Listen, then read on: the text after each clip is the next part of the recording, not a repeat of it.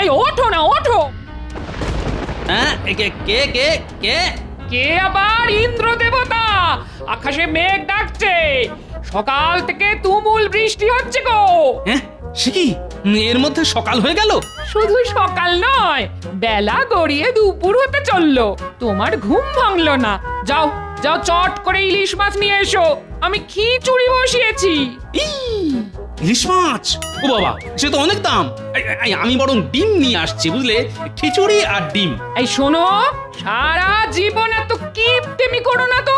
শুধু অভাব আর অভাব। কিপটেমিটা তোমার স্বভাব হয়ে দাঁড়িয়েছে। আজকে খিচুড়ি আর ইলিশ মাছ হবে, ব্যাস। আর কোনো কথা শুনতে চাই না। দূর দূর, ঘুম থেকে উঠেই জ্বালাতন। হে ঈশ্বর, তুলে নাও, তুলে নাও। ভেবেছিলাম সারাদিন কোথায় পড়ে পড়ে ঘুমোবো, তা না, মৌকা পেয়ে ঠিক বাজারে পাঠিয়ে দিল। এখন গ্যাঁটের কড়ি খরচা করে ভালো দেখে ইলিশ মাছ কেন। দূর দূর দূর, ভাল লাগে না।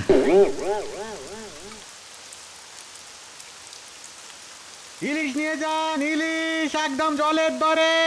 ইলিশ নিয়ে যান একদম জলের দরে, পদ্মার ইলিশ মাছ। ইলিশ ইলিশ ইলিশ একদম টাটকা ইলিশ নিয়ে যান। দে তাহলে। এই নাও গোপাল দাদা, এই নাও। ঠিক আছে, আসি তাহলে। আরে গোপাল দাদা, দামটা তো দিয়ে যাও। দাম? কিসের দাম? হ্যাঁ, 5 টাকা কেজি দাম। এই তো বললি জলের দরে ইলিশ, জলের আবার কোনো দাম আছে নাকি? হ্যাঁ, ওটা তো কথার কথা গোপাল দাদা, মাছ আবার জলের দরে বিক্রি হয় নাকি? শোন, আমার কাছে কথার দাম আছে, তোর না থাকতে পারে। দূর দূর, সকাল সকাল আমাকে কেমন ঠকিয়ে দিয়ে চলে গেল।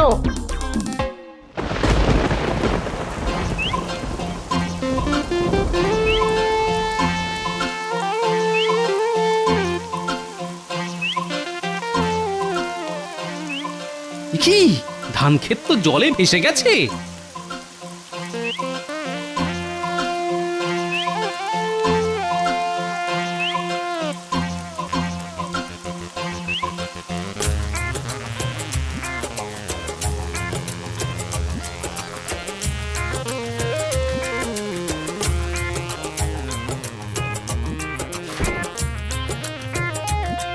কি গোপাল, কালকে রাজসভা এলে না, আবার আজকে এত দেরি, তা ব্যাপারটা কি?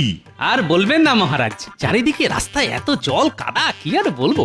এক পা এগোচ্ছি তো 3 পা পিছোচ্ছি। কালকে তো কিছুতেই রাজসভায় আসতেই পারলাম না। যতবারই বাড়ি থেকে এগোনোর চেষ্টা করি, ততবারই বাড়ির ভিতর ঢুকে যাই। ওই শুরু হলো গল্প। আচ্ছা, তাই যদি হয় তাহলে আজকে রাজসভায় এলে কি করে? হ্যাঁ, আমি জানতাম আপনি এই প্রশ্নটাই করবেন। আজকে রাজসভায় পৌঁছলাম কি করে? আজ তো বাড়ি থেকে বেরোতেই পরিকল্পনা করে নিয়েছি, আজ আর রাজসভার দিকে এগোবো না। তাই আজ শুধু 1 পা করে পিছিয়েছি আর 5 পা করে এগিয়ে এসেছি। তাই তরতর করে রাজসভায় চলে এলাম। ওহ গোপাল, তোমার উপস্থিত বুদ্ধির জবাব নেই। রক্ষা করুন মহারাজ, রক্ষা করুন মহারাজ, রক্ষা করুন। সব সর্বনাশ হয়ে গেল আমাদের, সব সর্বনাশ হয়ে গেল। মহারাজ, মহারাজ কিছু একটা করুন, কিছু একটা করুন। কি হয়েছে তোমাদের? মহারাজ, মহারাজ, আমাদের চাষ জমি জলের তলায় চলে গেছে, ঘর বাড়িও ডুবে গেছে। কালকে থেকে না খেয়ে আছি মহারাজ, আপনি কিছু একটা ব্যবস্থা করুন মহারাজ। আচ্ছা, তোমাদের মোটামুটি কতজন গ্রামবাসী এরকম সমস্যায়? তাও শখানেক তো হবেই মহারাজ। কিন্তু রাজবাড়ির ভান্ডার থেকে তো অত লোকজনের খাবার দাবার এই মুহূর্তে জোগান দেওয়া যাবে না। মহারাজ, মহারাজ, আপনি আমাদের মা বাপ, আপনি আপনি কিছু একটা করুন। আমি মরে যাই, আমি মরে যাই, মরে যাব, কিন্তু আমার স্ত্রী সন্তানকে এরকম না খেয়ে মরতে দেব না। ঠিক আছে, ঠিক আছে, শোনো, আমি তোমাদের থাকার জন্য রাজ্যের পশ্চিমে একটা উঁচু মাঠে তাঁবু খাটানোর ব্যবস্থা করে দিচ্ছি, আর তোমাদের খাবার জোগানের ব্যাপারে দেখছি কি করা যায়। আপনি আপনি মহান মহারাজ, আপনি গরিবের ভগবান। শোনো গোপাল, তুমি বেশ কিছু সেনা আর লোক নাও, আর তাড়াতাড়ি রাজ্যের পশ্চিমের বড় মাঠে বেশ কিছু তাঁবু খাটানোর ব্যবস্থা করো। যথা আজ্ঞা মহারাজ। আর মন্ত্রী, বলুন মহারাজ। তুমি আমার সাথে মুর্শিদাবাদে চলো। এই মুহূর্তে নবাব বাহাদুরই আমাদের একমাত্র ভরসা। উনি যদি আমাদের কিছু খাদ্যশস্য দিয়ে সাহায্য করেন, তবেই একমাত্র আমাদের সুরাহা হবে। হ্যাঁ ঠিক বলেছেন মহারাজ, এই বিপদে একমাত্র নবাবই আমাদের ভরসা। এই মৌকায় যদি কিছু কামিয়ে নেওয়া যায় তাহলে তো কেল্লা ফতে। হ্যাঁ,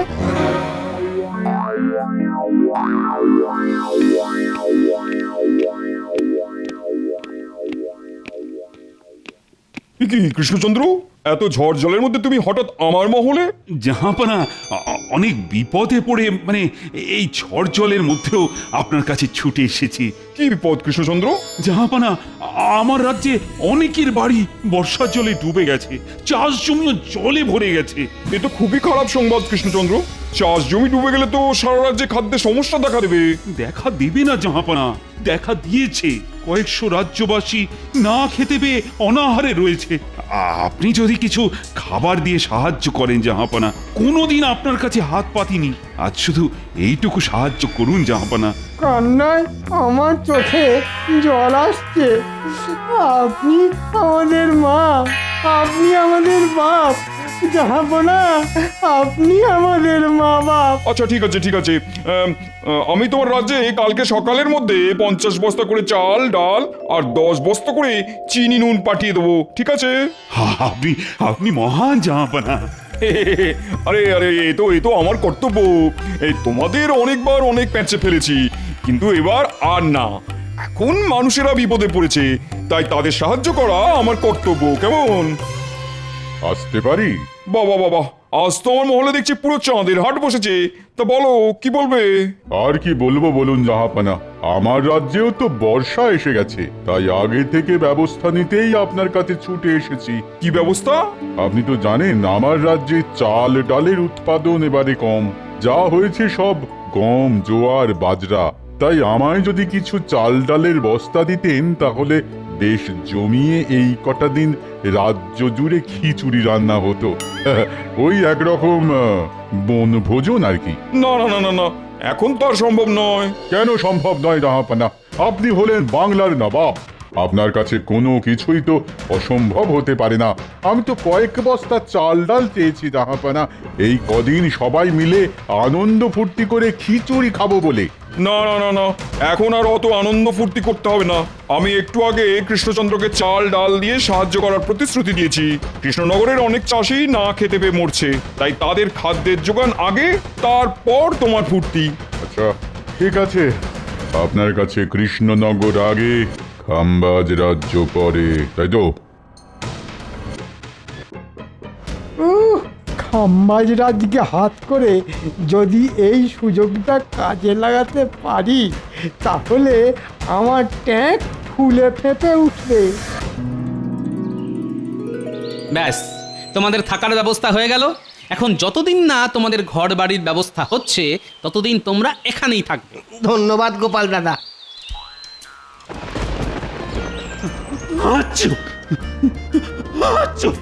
বাবা, একটু একটু বৃষ্টিতে ভিজতে না ভিজতে ঠান্ডা লেগে গেল। আপনাকে কতবার বলেছি বৃষ্টিতে ভিজবেন না, কিন্তু কে কার কথা শোনে? আরে আরে আমি কি আর নিজের ইচ্ছে ভিজেছি নাকি? কালকে ওই মুর্শিদাবাদ ফেরার বাবা কি বৃষ্টি! প্রণাম মহারাজ, আপনি ডেকে পাঠিয়েছেন? হ্যাঁ মহারাজ, নবাব বাহাদুর কি খাদ্যশস্য পাঠিয়েছে? এই শোনো, ওই ভাড়ার ঘরে সমস্ত চাল ডাল চিনির বস্তা বোঝাই করা রয়েছে। তুমি তুমি ওখান থেকে নিয়ে ত্রাণ শিবিরে বিতরণ করা শুরু করে দাও চটপট। এবার বটা ঘটাকে দিয়ে বেশিরভাগ খাবার গোপন জায়গায় সরিয়ে ফেলতে হবে, তারপর আমায় আর দেখে কে? হ্যাঁ,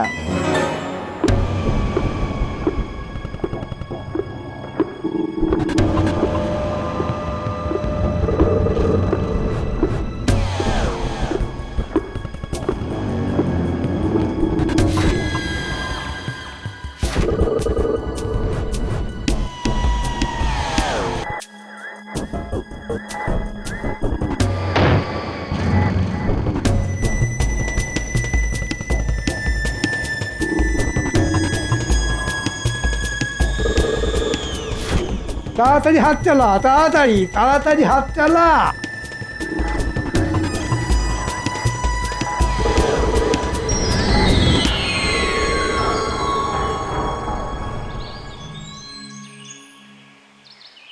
ব্যাস, এই 1 বস্তা চিনি, 1 বস্তা চাল আর 1 বস্তা ডাল শুধু বিতরণ হবে। আর বাকি বস্তার চাল ডাল খাম্বাজরাজকে সব বেচে দেবো। উফ, মন্ত্রীমশাই আপনার মাথায় কি বুদ্ধি! পুরো একেবারে ওই গাঁটে গাঁটে। রে, আমার সঙ্গে থেকে থেকেও তো আমার মতো হতে পারলি না, হ্যাঁ? নামটা ঘটা হলে কি হবে? ঘট ফুটো হয়ে সব বুদ্ধি বেরিয়ে যাচ্ছে। ঠিক বলেছেন মন্ত্রী মশাই। চল, এখন কথা না বাড়িয়ে ত্রাণ শিবিরে চল, নইলে এক্ষুনি বৃষ্টি নেমে গেলেই মুশকিল। হ্যাঁ হ্যাঁ, চলুন চলুন।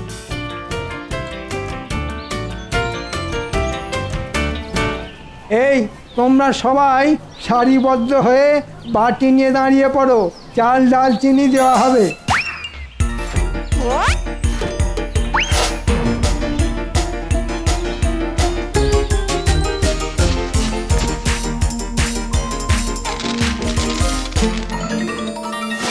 এ কি মন্ত্রীমশাই, মাত্র 1 বাটি করে চাল আর ডাল?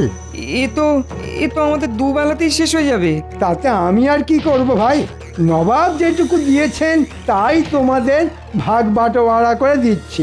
কাউকে বেশিও দিচ্ছি না, কাউকে কমও দিচ্ছি না। কেউ না নিতে চাইলে বললো, তার ভাগেরটা আমি নিয়ে নেব। না না, নেব না কেন? বিপদের দিনে 1 মুঠো চালও সোনার থেকে দামি। নাও নাও।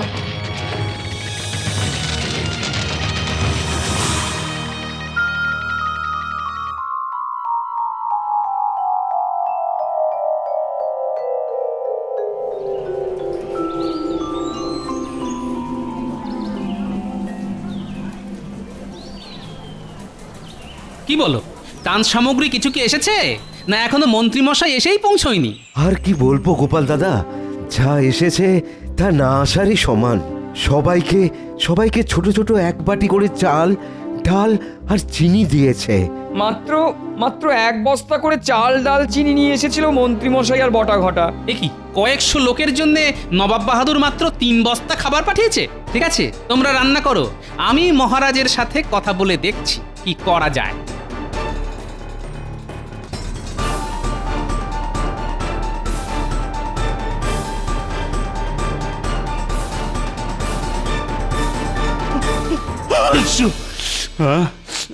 বাবা, কি ঠান্ডা লাগলো রে বাপরে বাপ! এ কি মহারাজ, বাইরেও ঝড় জল, ঘরের ভিতরেও ঝড় জল। বাবা, ভালো বলেছো গোপাল। বলো বলো, কি বলতে এসেছো বলো। বলছিলাম কি মহারাজ, আপনি আর মন্ত্রীমশাই তো নবাব বাহাদুরের কাছে ত্রাণ সাহায্য চাইতে গিয়েছিলেন, তা তিনি মাত্র 1 বস্তা করে চাল ডাল চিনি পাঠিয়েছেন? না না, তিনি তো 50 বস্তা করে চাল ডাল আর 10 বস্তা করে চিনি আর নুন পাঠিয়েছেন। কিন্তু মন্ত্রীমশাই তো ত্রাণ শিবিরে শুধু 1 বস্তা করে চাল ডাল চিনি নিয়ে এসেছিল, আর তার থেকে সবাইকে 1 বাটি করে দিয়েছে। কি যা তা কথা বলছো বলো তো? সত্যি বলছি মহারাজ, আপনার বিশ্বাস না হলে আমার সাথে ত্রাণ শিবিরে চলুন। না না গোপাল, আমার তোমার উপর ভরসা আছে। বাবা, আমি এই বর্ষা বাদলার মধ্যে আর বাইরে বেরোবো না। আমি মন্ত্রীকে এখানেই ডেকে নিয়েছি। বাবা, প্রহরী, ও প্রহরী! বলুন মহারাজ। শোনো, মন্ত্রীকে এক্ষুনি ডেকে নিয়ে এসো তো।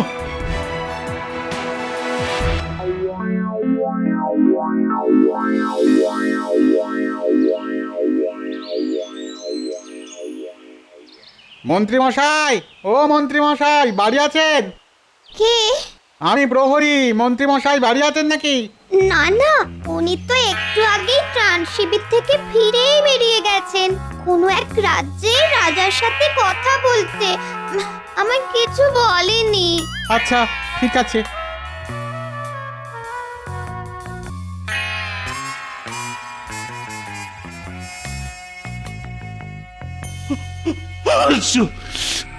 মহারাজ মন্ত্রী মশাই তো বাড়িতেই নেই। হ্যাঁ, বাড়িতে নেই তো কোথায় গেছে? মন্ত্রী মশাইয়ের স্ত্রী বললেন কোনো এক রাজ্যের রাজার সাথে দেখা করতে গেছেন, কিন্তু কোথায় গেছেন সেটা জানেন না। দেখলেন মহারাজ, এই লোকটাকে আপনি আজও চিনতে পারলেন না। এখন দেখুন কোথায় কার সাথে সন্ধি বাঁধতে চলে গেছে। শোনো গোপাল, এখন আর ওসব কথা বলে লাভ নেই।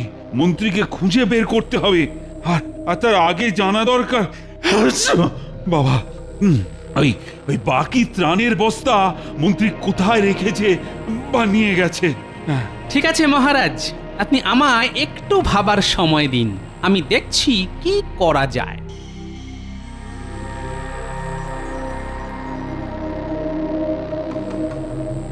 কোথায় গেলেন মন্ত্রী মশাই? এই বর্ষার মধ্যে বাড়ি ছেড়ে এখন অন্য রাজ্যে কি করছেন? ত্রাণ সামগ্রীর বাকি বস্তা কোথায় গেল?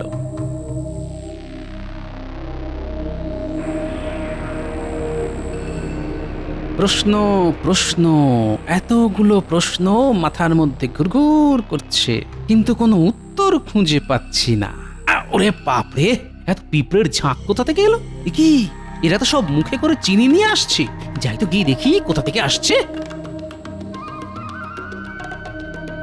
এ কি, পিঁপড়ের দল তো মনে হচ্ছে ওই দিক থেকে আসছে। কোথায় এত মিষ্টি জমেছে, গিয়ে দেখা যাক।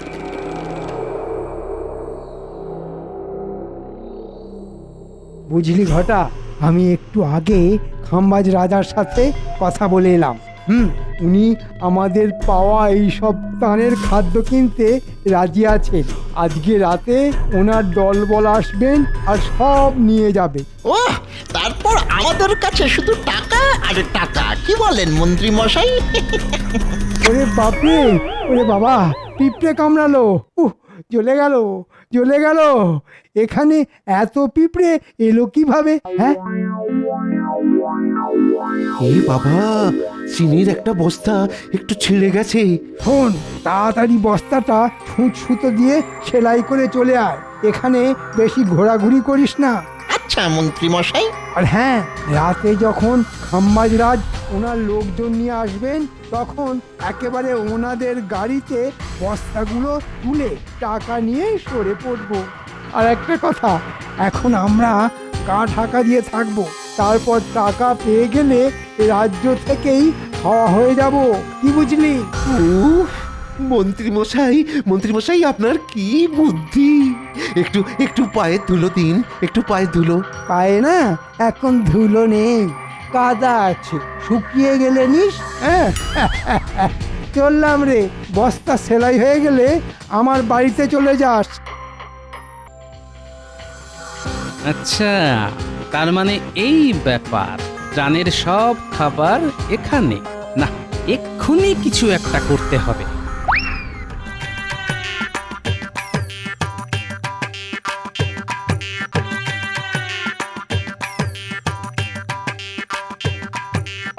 এই খাওয়া দাওয়া হয়েছে? হ্যাঁ গোপাল দাদা, এই তো আজকের মতো হলো, কিন্তু কাল থেকে কি খাবো নিজেরাও জানি না। শুধু কাল কেন, কাল থেকে আগামী যতদিন না অবধি জল বৃষ্টি কমছে, যতদিন না তোমাদের ঘর বাড়ি থেকে জল নামছে, ততদিনের খাবারের বন্দোবস্ত হয়ে গেছে। সত্যি গোপাল দাদা? হ্যাঁ সত্যি। তার জন্যে তোমাদেরকে আমার সাথে একটা জায়গায় যেতে হবে। চলো চলো, তাড়াতাড়ি চলো।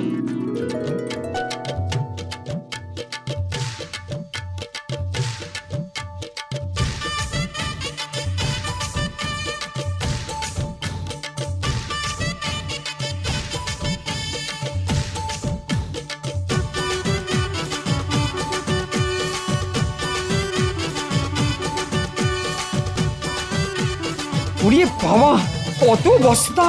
হ্যাঁ, এর মধ্যে চাল, ডাল, চিনি, নুন সব আছে। তোমরা সবাই এক একটা করে বস্তা নিয়ে শিবিরে চলো।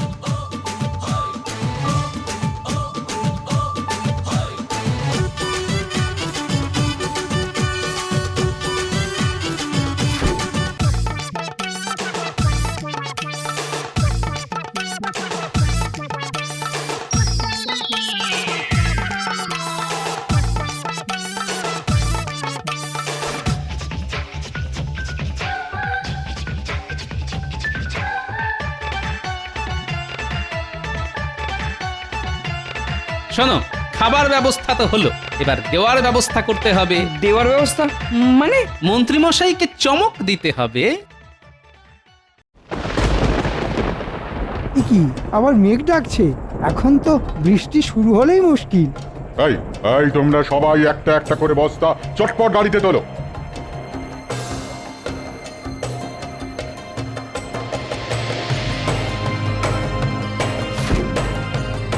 খাম্বাজরাজ, এবার আমার টাকাটা। হ্যাঁ হ্যাঁ, সে তো দেবই। এই মরেছে, বালি পাথর কোথা থেকে এলো? ছি ছি ছি ছি, মন্ত্রী তুমি আমাকে এভাবে ঠকাচ্ছিলে? এই বাকি বস্তাগুলোতে কি আছে দেখো তো দেখি।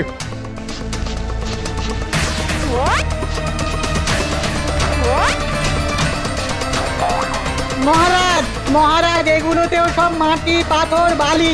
সে কি? হ্যাঁ, বালি পাথরই তো পাবেন, কারণ খাবার যাদের পাওয়ার কথা তাদের কাছে চলে গেছে। মন্ত্রী, আমি গোপালের কাছ থেকে সব খবর শুনেছি। তুমি তুমি শরণার্থীদের মুখের খাবার খাম্বাজরাজকে বিক্রি করতে চলেছিলে। আগে ইয়ে না, মানে ও মন্ত্রী মশাই, এবারেও তো ফেঁসে গেলাম। সাবাস গোপাল, সাবাস। আজ তোমার জন্যই এই শরণার্থীদের মুখে খাবার আসবে। তুমি যদি বিচক্ষণ না থাকতে তাহলে তো এতক্ষণে সব হাওয়া হয়ে যেত। একজন সৎ কর্তব্যপরায়ণ রাজ্যবাসী হিসেবে এ তো আমার কর্তব্য মহারাজ।